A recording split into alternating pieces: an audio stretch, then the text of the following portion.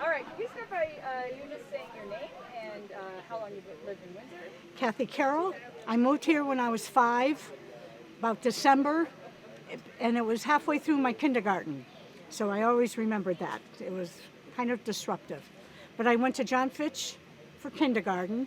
First grade was Roger Ludlow, and then it became St. Gabriel's School, and then I went there from 2nd to 8th.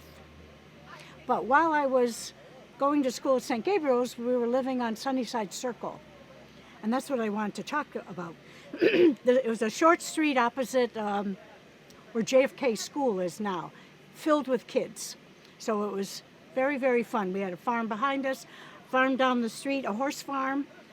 I can't remember what the street is now, but we were all about the same age, and we just all played all the time. But between sports in the street, but what we also did was we put on a show quite a few summers. So the kids, we'd all kind of perform in our front yard, and either they were singers, and we had a piano in our house. It was in our front yard. My sister played the piano. Someone played the recorder. It was just all and we had made fudge and brownies, and we sold them. And the parents in the neighborhood came. It was very fun. They were very kind. So almost everyone participated, and it was just a great place to grow up. So JFK School wasn't there, but we used to head up there because the back of it was phenomenal for sliding in the winter. Yes. Pine Hill Golf Course, which is now a development, that was for sliding. We had a pond behind the McCarskey farm. That's now a horse farm on Park Ave. And that was so we used to just roam around, and our parents really we ate breakfast, we ate meals. Otherwise, we were off just on our bikes, just roaming around, and went back home for supper or something. I don't know.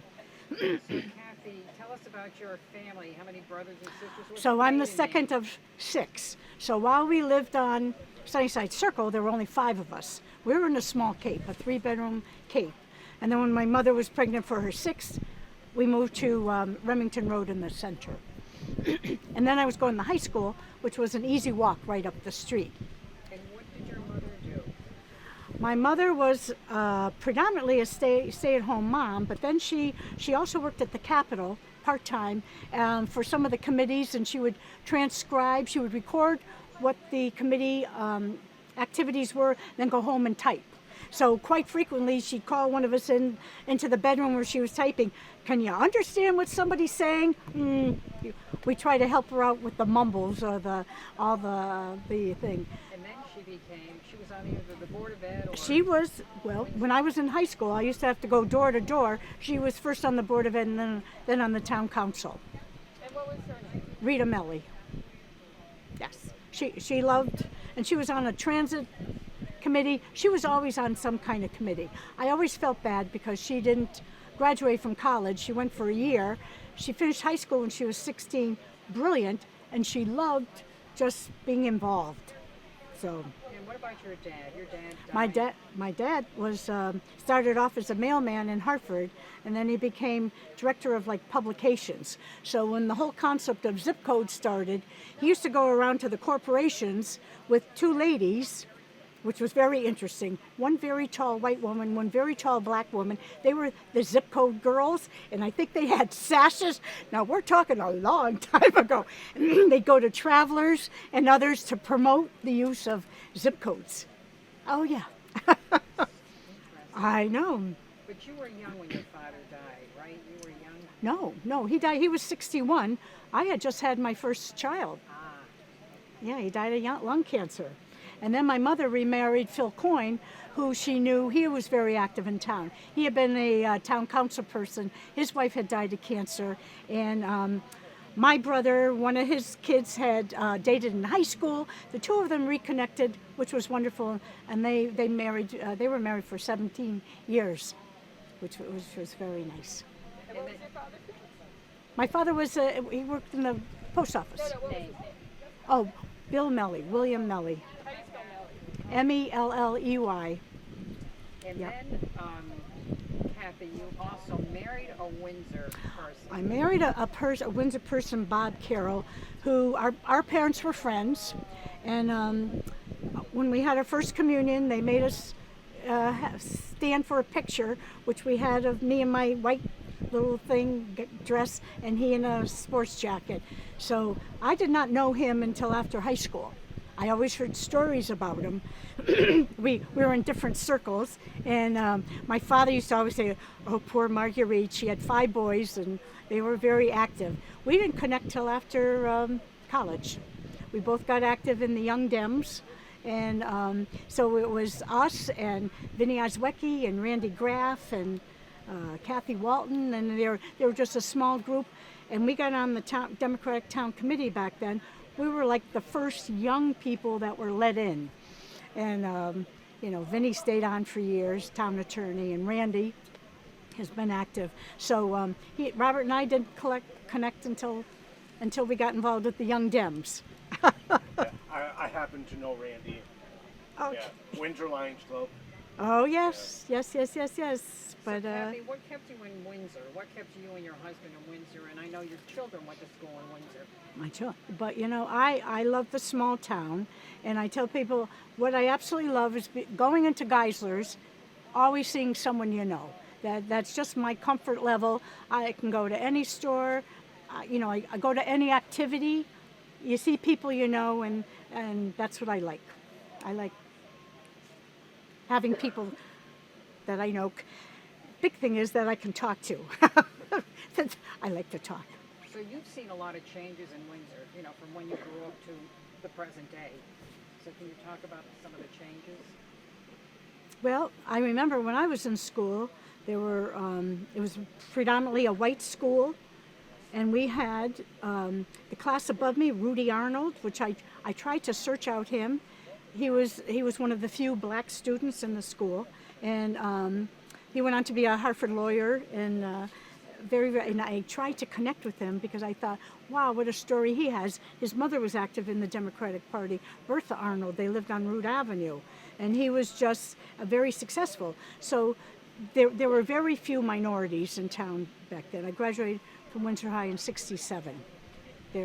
That's the way it was.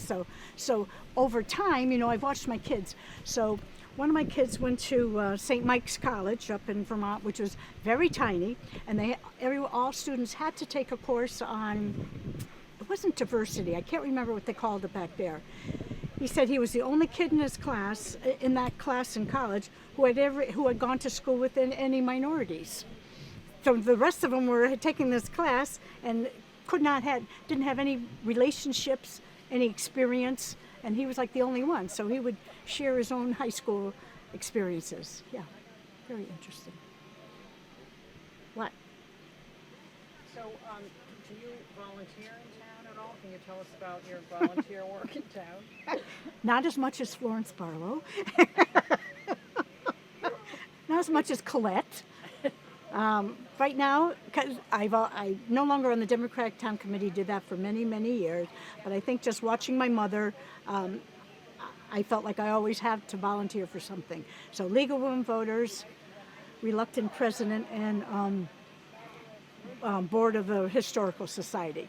Also kind of reluctant because I find meetings torturous, but I love volunteering for projects or events. Yeah. I think that's about it. Well, speaking of events, community events, any fond memories like Shad Derby, Memorial Day, anything?